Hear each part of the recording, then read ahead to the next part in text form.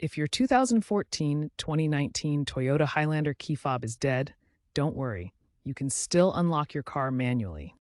The key fob contains a physical key blade designed for this purpose. First, locate the small button or lever on your key fob to release the metal key blade. Next, examine the driver's side door handle. There's a small cover or slot that conceals the keyhole. Use the physical key to gently pry or slide open this cover, revealing the keyhole. Insert the key into the lock and turn it counterclockwise on left-hand drive models to unlock the door.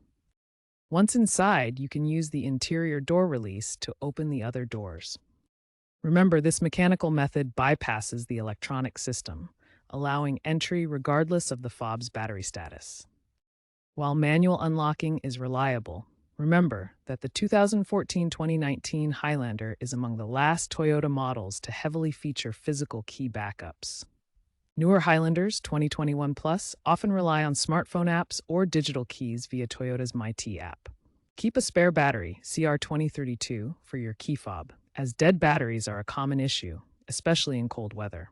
Fob batteries typically last 2 to 3 years. If the fob remains unresponsive after a battery replacement, consider visiting a Toyota dealer for reprogramming. While future vehicles are trending towards fully digital systems and predictive maintenance for key fobs, the manual method remains a reliable solution for your 2014-2019 Highlander.